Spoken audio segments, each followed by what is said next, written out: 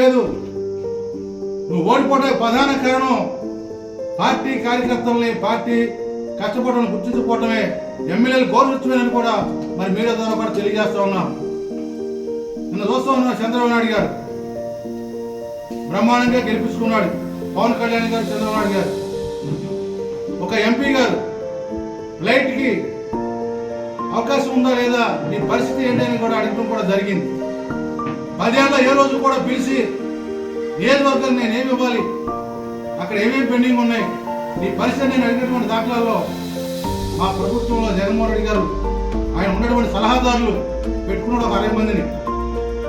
ఎందుకు పెట్టుకున్నాడో తెలియదు, వాళ్ళు ఏం సలహా చెప్తారో తెలియదు, మరి వాళ్ళు ఈయన ఏం చెప్తారో తెలియదు. మేమందరం గెలిచి ముఖ్యమంత్రి ఎన్నుకుంటేనే నువ్వు ముఖ్యమంత్రి అయ్యావు, మాతో కూడా నీకు టైం దొరకలేదని నేను అడుగుతున్నాను. ఈ రోజున బాధతో అడుగుతా ఉన్నాను జగన్మోహన్ రెడ్డి గారిని. అందుకనే ప్రజలు తగిన తీర్పు ఇచ్చారని కూడా నేను తెలియజేస్తా ఉన్నాను.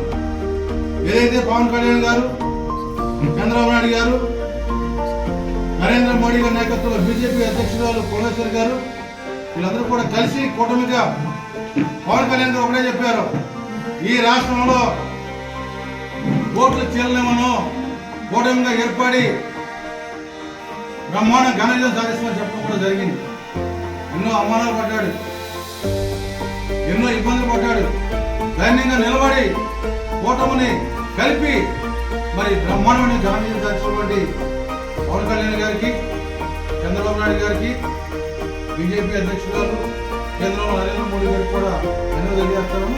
ఎందుకంటే నాకు చాలా బాగా వేస్తా ఉంది. 2 సార్లు ఎమ్మెల్యేగా గెలిచి ఈ నియోజకవర్గంలో డబ్బులు ఏమి ఇవ్వకుండా ఆయన ఇచ్చి మేము ప్రజానికి తప్ప చేయడానికి ఏం లేదని కూడా తెలియజేస్తా ఉన్నాం. బ్రిడ్జి చేస్తానని చెప్పాడు, ఇక్కడ తిరుగుడు వచ్చి ఇల్లు వేస్తానని చెప్పాడు లేదా మీ అందరి ముందు. ఎక్కడ మున్సిపాలిటీ బాగా దరిద్రంగా ఉంది, మున్సిపాలిటీలో డ్రైనేజీ అడిగాను నేను, డ్రైనేజీకి ఇవ్వాల. ఎస్టీ ఏరియాలో రోడ్లు పోవడం ఉన్నాయి, అవి అడిగాను ఇవ్వాల. బస్ స్టాండ్ రోడ్లో ఆర్ఎంఐ రోడ్డు, బస్ స్టాండ్ కాడి నుంచి మెయిన్ రోడ్డుకు కూడా డబ్బులు అడిగాను, 10 కోట్లు అడిగాను. ఇచ్చేస్తానన్నా అన్నాడు, ఏమి ఇవ్వలేదు.